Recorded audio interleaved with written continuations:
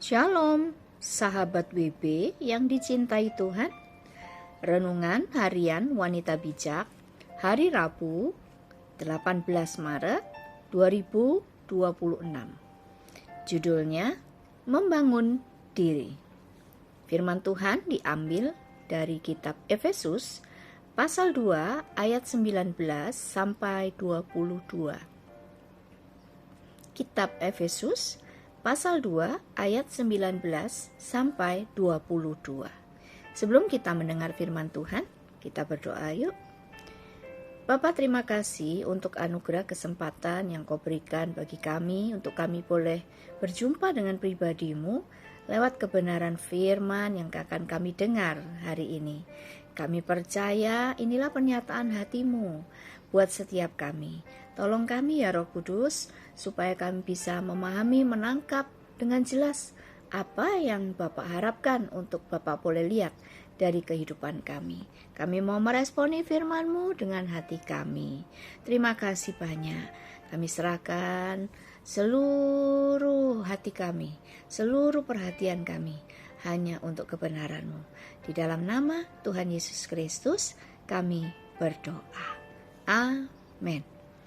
Pembacaan kitab Efesus pasal 2 ayat 19 sampai 22 dari Alkitab Terjemahan Baru edisi yang kedua. Perikopnya berbunyi, dipersatukan dalam Kristus. Demikianlah kamu bukan lagi orang asing dan pendatang, melainkan kawan sewarga dari orang-orang kudus dan anggota-anggota keluarga Allah, yang dibangun atas dasar para rasul dan para nabi, dengan Kristus Yesus sebagai batu penjuru.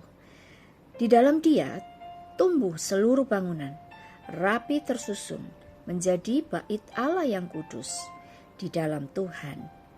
Di dalam Dia kamu juga turut dibangun menjadi tempat kediaman Allah di dalam Roh. Demikianlah sabda Tuhan. Berbahagialah kita yang mendengarkan firman Tuhan dan bersedia melakukannya. Mari kita sama-sama merenungkan bacaan firman hari ini dan menemukan maksud Tuhan di dalamnya. Berdoalah untuk Roh Kudus bisa memberikan pengertian kedalaman makna firman ini, sehingga engkau dapat memahami hatinya. Mengapa kita disebut bukan lagi orang asing dan pendatang? Terdapat di dalam ayat yang ke-19. Siapa batu penjuru sejati? Ayat 20. Jika kita membangun hidup kita di atas Kristus sebagai batu penjuru, bagaimanakah hidup kita yang sesungguhnya? Terdapat dalam ayat 21 dan 22. Sahabat WB yang terkasih, di dalam Kristus kita bukan lagi orang asing dan pendatang, karena hidup kita telah diperdamaikan dengan Allah dan disebut sebagai anggota-anggota keluarga Allah. Ada di dalam ayat yang ke-19. Seberapa engkau menyadari bahwa hidupmu sudah diperdamaikan dengan Allah? Seberapa engkau menghargai anugerah keselamatan yang engkau terima? Pada pola pembangunan kuno, batu penjuru adalah batu utama yang ditempatkan di pojok sebuah gedung. Batu penjuru biasanya merupakan salah satu batu yang terbesar, yang paling kokoh, dan yang paling akurat posisinya daripada batu-batu yang lain.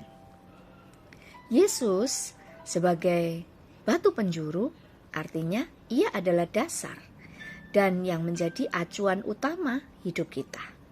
Ketika batu penjuru telah diletakkan, batu itu akan menjadi dasar pengukuran lainnya dalam konstruksi gedung itu. Semuanya disejajarkan kepadanya.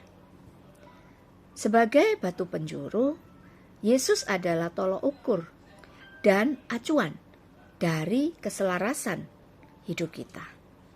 Seberapa engkau menjadikan Yesus sebagai Tuhan dan penguasa tunggal hidupmu? Seberapa engkau menyadari bahwa jika engkau menjadikan Kristus sebagai fokus hidupmu, maka engkau akan menjalani kehidupan ini dalam anugerah dan kemurahannya. Firman hari ini menjelaskan bahwa kita dibangun untuk menjadi kediaman Allah di dalam roh dengan Kristus Yesus sebagai batu penjuru dan pondasi dari bangunan hidup kita. Ambillah waktu secara pribadi untuk merenungkan kebenaran ini. Catat hal-hal yang membuat engkau sulit menjadikan Kristus sebagai pusat hidupmu dan buatlah komitmen pribadimu. Sebelum kita membagikan kepada rekan dalam kelompok pemuritan berkat yang kita terima dan komitmen kita, mari kita berdoa. Bapa, terima kasih, kami mau belajar lebih lagi untuk menjadikan Engkau dasar dari seluruh gerak hidup kami, menjadi keacuan kehidupan kami, menjadi prinsip kehidupan kami. Dan kiranya Engkau berkenan akan kerinduan kami ini, Roh Kudus yang akan menolong kami untuk kami menghidupinya. Terima kasih buat firman-Mu hari ini. Di dalam nama Tuhan Yesus Kristus kami berdoa. Bangun hidupmu di atas Kristus sebagai batu penjuru.